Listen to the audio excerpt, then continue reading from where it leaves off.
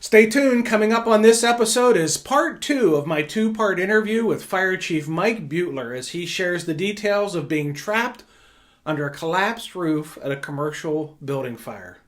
But first, let's pay the bills.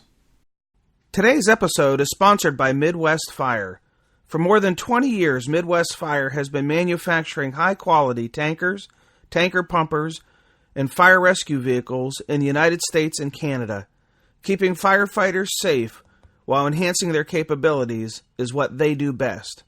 To learn more, go to MidwestFire.com.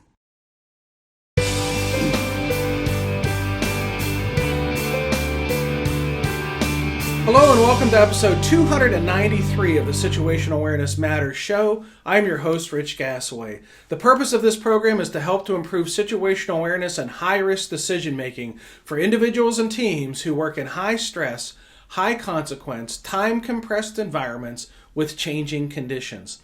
The SA Matters mission is simple. We want to help you see the bad things coming and time to avoid bad outcomes. I'm coming to you today from my office in St. Paul, Minnesota, having just returned from conducting a situational awareness program for the Colorado Department of Transportation in Loveland, Colorado. And for those of you who might have missed last week's episode, I shared that on October 10th, I returned from completing a 6-week pilgrimage called the Camino de Santiago, or the Way of St. James, where I walked 500 miles across Spain. If you want to learn more about it, just Google the Camino de Santiago. If you want to see some of the pictures from my pilgrimage, just check them out on my Facebook feed.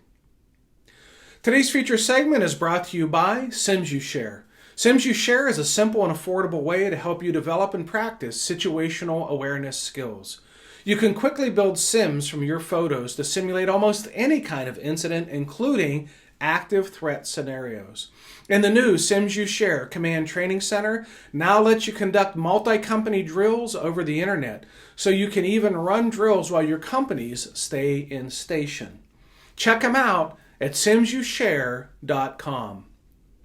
Okay, let's jump into today's feature segment, part 2 of my 2-part interview with Fire Chief Mike Beutler as he shares the details of being trapped under a collapsed roof at a commercial building fire.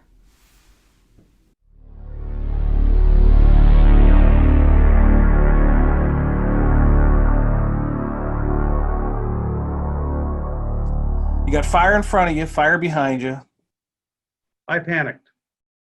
I think from being trapped, I pulled my mask up and off. So now I'm inside there with no helmet and no mask. Now, 5 minutes after the incident, I denied that I took my mask off. But when you think about physics, there's no way that the helmet and the mask can come off from the back forward. So the only explanation was that in my panic, I pulled the hose up and off went my helmet and my mask. So now I'm aware of flames that are coming around my head. I can feel it. I can see the flames. I know I'm getting burned. Again, no hood, right? This It is didn't exist. nope. We didn't Okay. have this. All right. So, yeah, it was the era when if your ears got hot, you got out. When you took your helmet off, you took off the only thing protecting your head because there wasn't any kind of undergarment at that time. Exactly. Yeah. So now just my head, my face is exposed to all this. Yeah. And like I said, I could see it and feel it. I knew I was getting burned. The thoughts going through my head were, I'm going to the burn center. I wasn't thinking I'm going to die. That didn't really play in. Seems kind of odd, but that I do remember those thoughts. I remember struggling to get loose, and I screamed. I screamed in a voice that wasn't me. I mean, it was just sheer terror for help because I knew that I was in trouble. I get emotional. I'm doing it right now. Yeah. But I came loose. I don't know how. I don't know what changed. I went forward and to my left. I went through flames, and I came out the only hole I could have come out. And Mark said they were out there digging through the rubble thinking this is a recovery. They're not going to be able to get to me. And they look up, and all of a sudden, there I am walking out from the rubble on my own. So, Oh, wow. mask is hanging on my side. My face, it was hurting. A lot of the hair off the back of my head was burned off. It was gone. And so I emerged from the rubble, quite to their surprise. Oh, how did it feel once you cleared yourself from that space? It's hard to say. I don't remember a whole lot, but obviously relief. But I don't think daylight ever looked so good. And I don't know how long it took. I mean, it probably was 4 or 5 minutes at the most, but it seemed like 15, 20 minutes under that roof. Oh, I bet it did. It probably felt like forever. Yeah. So when you came out, what what did the others say to you? I mean, did they have something do you remember if they had something to say, like, where did you come from? Or yeah, I think it was just total disbelief. I mean, they basically thought I was a goner. And so to see me emerge, they just, I can remember seeing the look on their faces of just, they're incredulous. They just could not believe that I was actually standing there. Yeah. So, and at that time, we had nothing in the way of Mayday procedures or anything as well. So there was no Mayday called, or they just started just trying to dig you out, right? Yeah. The people who were working in front of the building saw it come down, and they just started working. And like I said, people who were spectating up on the highway, they jumped off the wall. The parking lot was about 6 feet below the highway. So they jumped down, and they were digging through the rubble as well. So quite a shock for them to be watching the fire, and then boom, I'm gone. Right. Holy cow. And okay, so you're out from under the collapse. Do you remember whether you're hurt? Are you burnt? Are you in pain? Are you just numb to everything?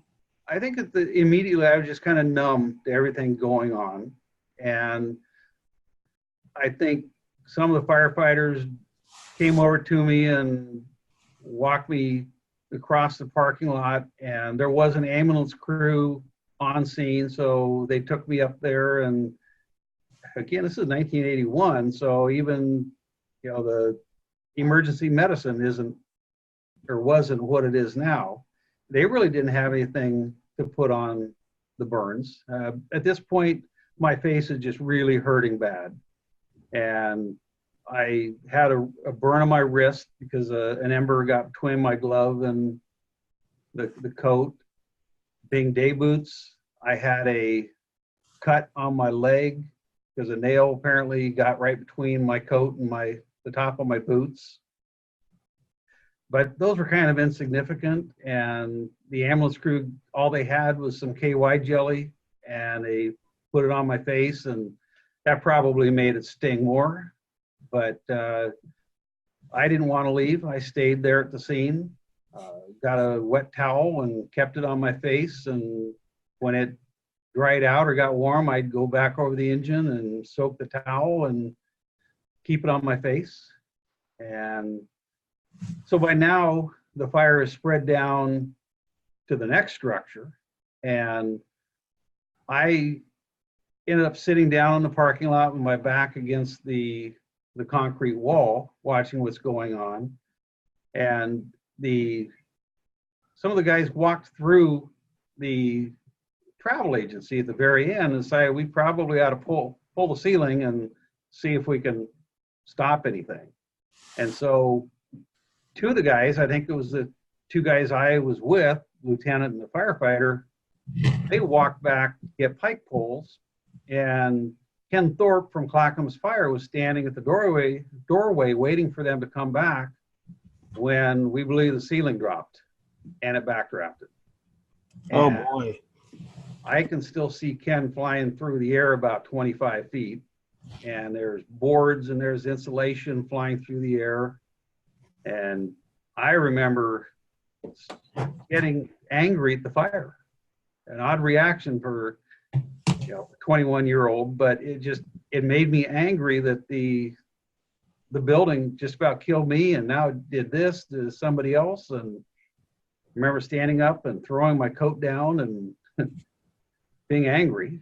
And So when it backdrafted, did somebody else get hurt?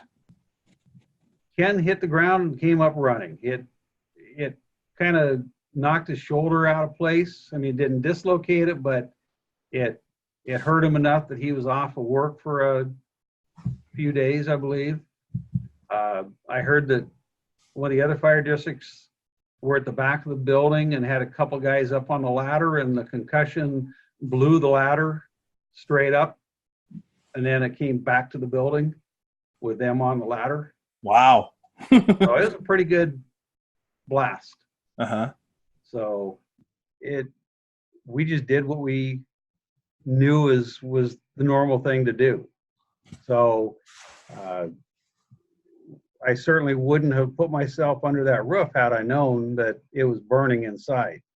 But to the untrained eye, there was nothing that said, don't go there, because the fire was burning in front of us. We didn't see anything burning over the top of us. So we didn't know. But I think it really comes down to having a better understanding of structures, reading smoke, understanding what could be going on that you can't see, and not making assumptions. Mm-hmm. Was there anyone that you would have, back then things were different, but was there anybody at that point in time, at that incident, that you would have called like an incident commander or a big scene in charge kind of person back then? At that point of the fire, no. So this was long before somebody coming on scene saying, I am command, and taking charge of the situation. I honestly don't know if anybody gave Mark and I any directions as far as what we were doing. I think we were just doing what we thought we needed to be doing at the time. Mm-hmm. And keep in mind, there's a lot of these engine companies that didn't have a whole lot of people on board. So it's not like we had an overwhelming number of firefighters available on scene. So the people there were doing what they needed to do. Zero accountability. Nobody knew who was doing what. But again, for those today in the fire service to say, how could you be so careless? That's just the way it was. There are still organizations that function that way today. Yeah. Hard to believe, but they're out there with lacking command presence, lacking accountability, no Mayday policy. And you'd think the things that we have a good excuse for why they were that way 40 years ago. There are modern day departments that have lost all their reasons to have those good excuses as to why they don't function with the modern day practices. And at my department now, we do the best we can. And there are still things that we lack. And a lot of it comes down to training time, experience. We don't have the fires. Yeah. So even my neighboring chiefs, they don't necessarily have the experience of running calls. Yeah. So there's a lot of things that you lack because you just don't get the experience. And you can read and you can take classes, but there's nothing like real world experience. Yeah. Now, was your dad the chief when this call happened? No. He had passed away in 1967. Oh, okay. So I was just a little kid when he died. Okay. So. And when did you end up going to the hospital to be checked out? I stayed at the fire scene the whole time, rode back on the engine, and ended up taking myself to the hospital. And they checked me out, and one of the miracles through the whole thing was that despite the fact that the majority of all my burns were on my face, the most severe were around my mouth and my nose, but I experienced no airway damage whatsoever. And that's usually what gets firefighters, especially those who take their masks off in the fire. But Yeah. the fact that I had no internal injuries whatsoever, I had a very sore back from the roof coming down on top of me, and it was right across where the air pack bracket sat on my back. And yeah, I know for a fact that if I had not been wearing that air pack, I wouldn't have come out of there. So they checked me out and sent me home with Silvadene cream to put on the burns. And the next day, our secretary at the fire department gave me some pure aloe vera. And that was a miracle cure, because within about 2 weeks, my burns were all but gone. Hmm. So, Now, were you living at home? yes. And at home, you lived with your mom? My mom and might have been a brother there at the time. I'm the youngest in the family. Yeah. So when you went home, did you tell your mom what happened?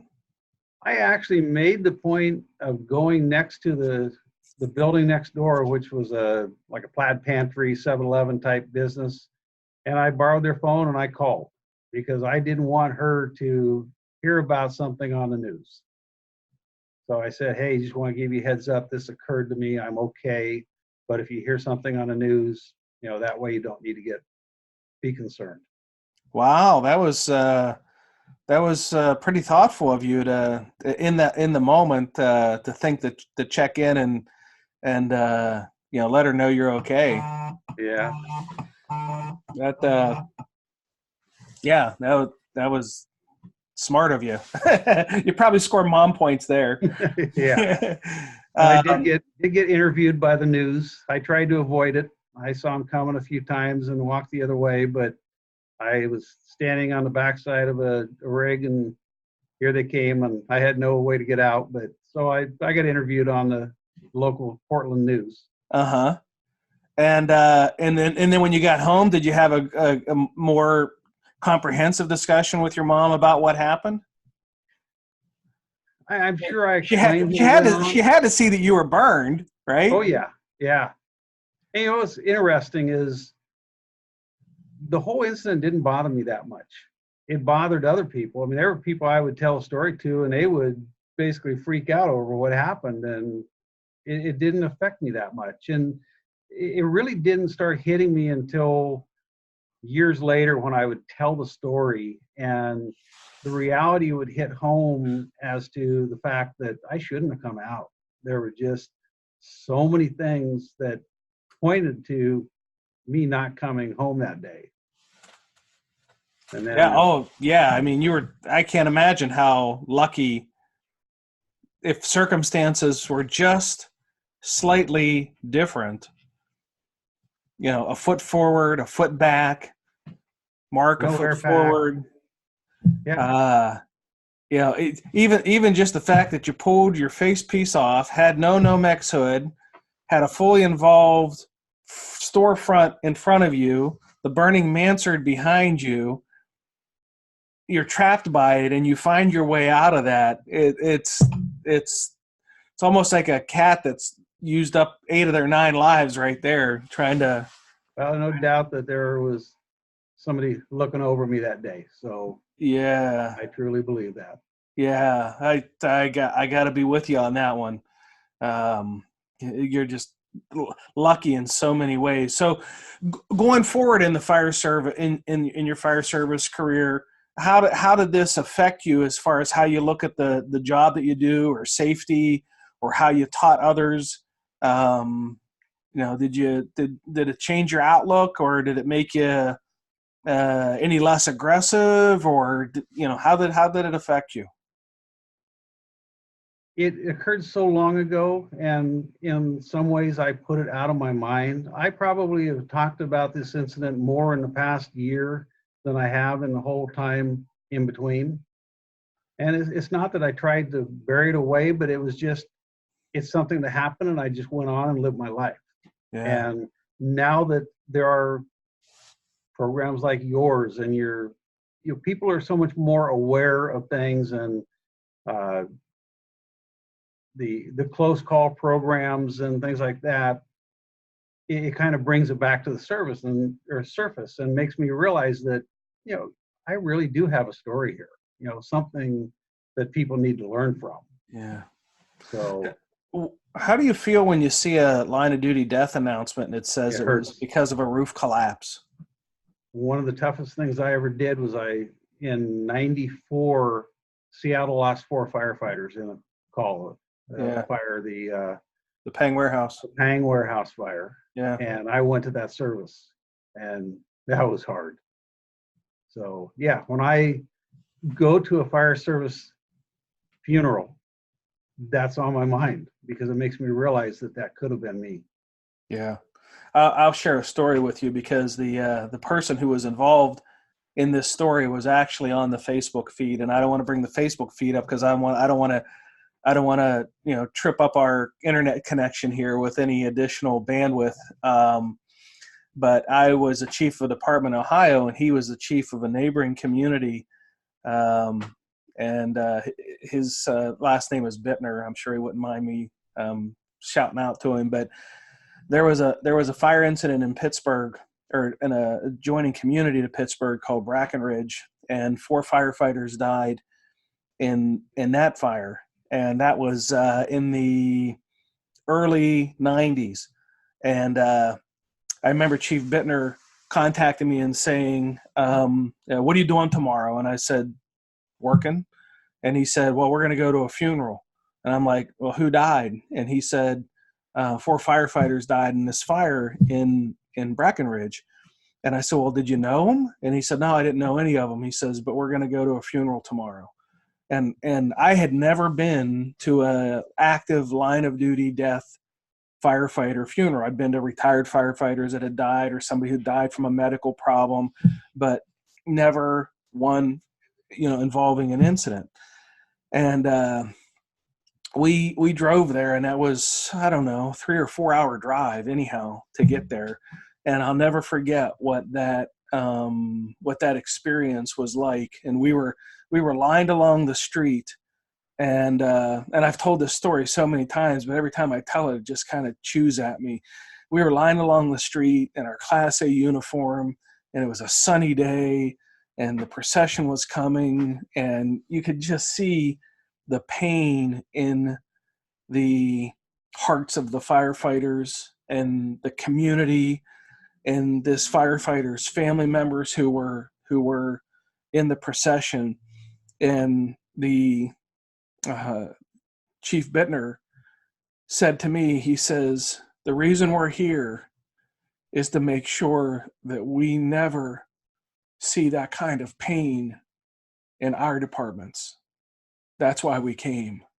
And man, it was powerful. It really, really was. And it changed me fundamentally, and how I looked at what we do, and how impactful the decisions are that we have to make toward helping firefighters to go home to their families. I mean, right. It was. So when you say you went to that funeral, I can imagine the impact it had on you. Starting out with processional, we were the South processional. We started at the Tacoma Dome, and the service was at the Seattle Center where the Space Needle is, and I think it was the Key Arena. And just the processional going up I-5, it was vehicles as far as you could see, and driving up I-5 and through Seattle, and it was just, one of those things you'll never experience. I mean, you hopefully you'll never experience it, but when you do experience it, it was very surreal and emotional from the time we pulled out of that parking lot till we left the whole service. Did you think did it ever cross your mind while you were at that service that, that could have been you in 1981? Absolutely. That's why it was so difficult. Yeah. Every time I hear the bagpipes or I hear a last call on the radio, it rips me up. Yeah. Yeah. Well, talk about the responsibility. And one of the things that when I first got on at Puget Island, I always use the term, I'm old school because it'd been a lot of years since I had been an actual firefighter, and I had to learn a lot of the new techniques and terminology. Even though I've been in the equipment business my whole career, actually doing it as a firefighter is different. But when I became chief, the eye opener was realizing that now it's not about fighting the fire. It's about keeping your people safe. And as chief, you are responsible for those people going home to their families. And so I think that was probably one of the biggest paradigm shifts for me as a chief, was realizing that it's no longer the fun stuff. It's, serious about taking care of your people.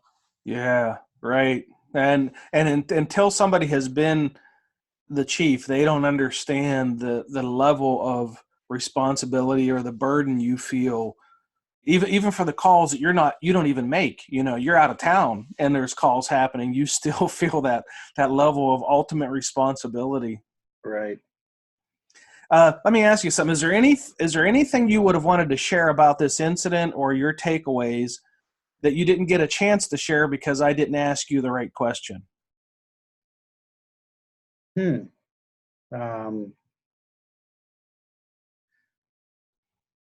I don't think there really is. Okay. It's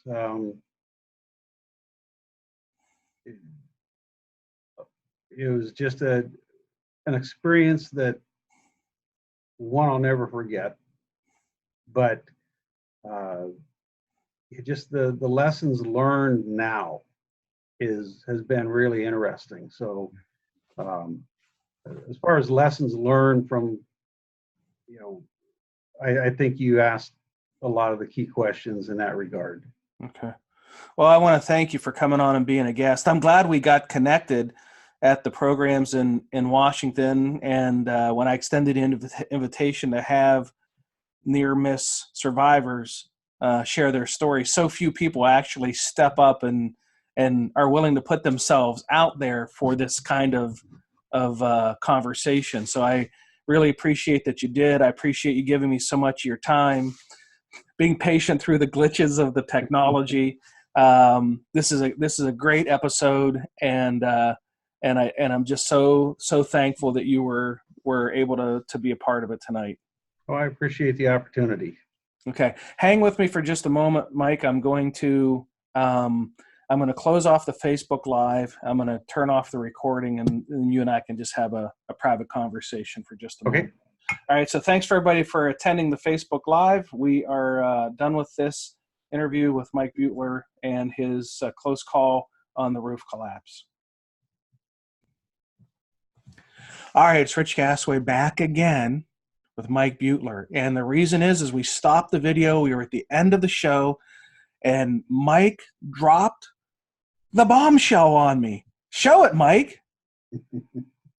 This was my helmet. That was his. Look at one side of it, and then I'm gonna let you talk us through it, because they don't see you on the big picture unless you're talking. Right. So during the incident, when I pulled my mask off, my helmet went with it, and it was gone until I went in after things were blacked out, and I dug through the rubble and came up with this.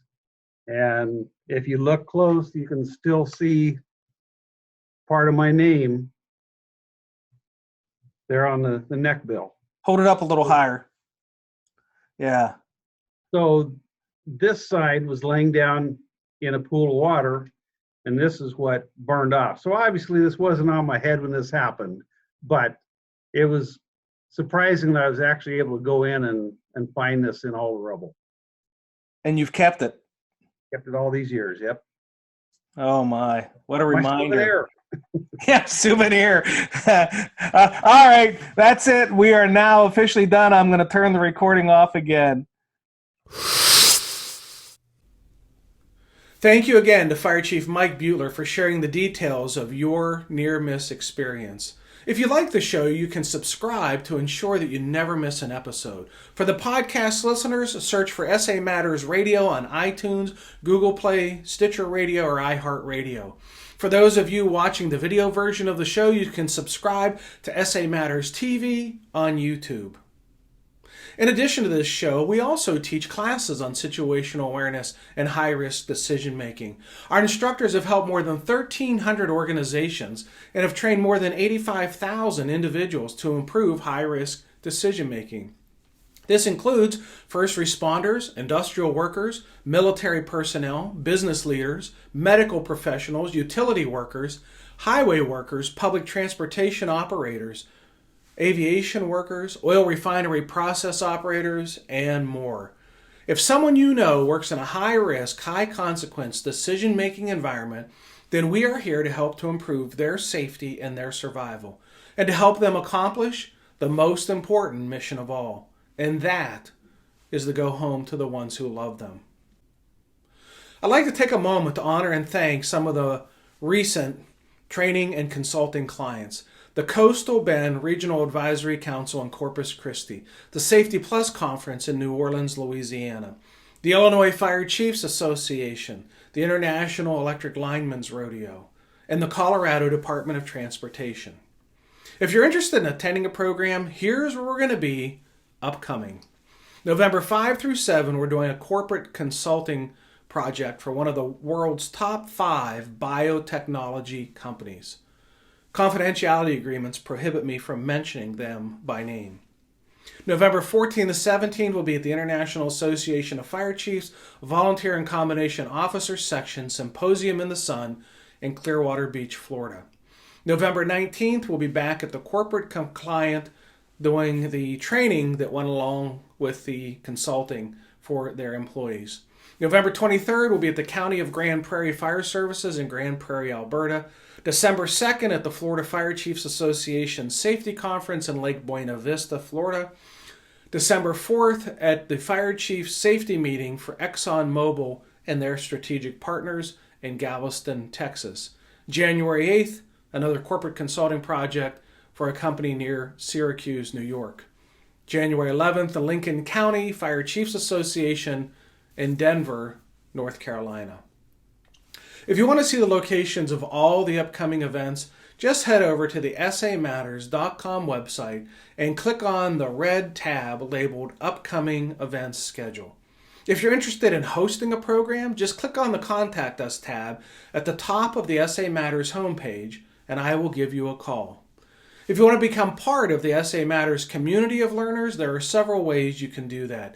Check the show notes for how to get connected with us by signing up for our monthly newsletter, which is free, by subscribing to the SA Matters radio podcast, which is free, by subscribing to the SA Matters TV YouTube channel, which is free, and following us on the social media channels of Facebook, Twitter, LinkedIn, and Instagram, of which all, of course, are free. There we share ideas about how to improve situational awareness, how to make better decisions under stress, and how to improve the skills of critical thinking and resilient problem solving.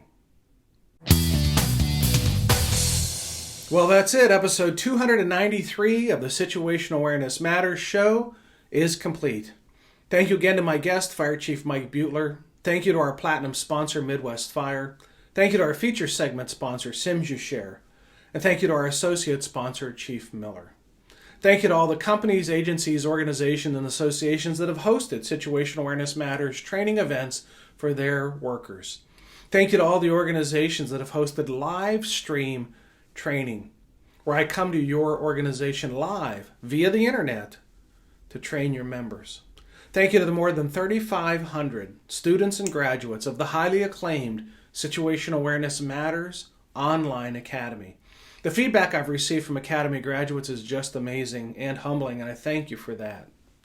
And most importantly, thank you, the listeners and the viewers of this show, for sharing some of your valuable time with me today. I really appreciate your support of the SA Matters mission.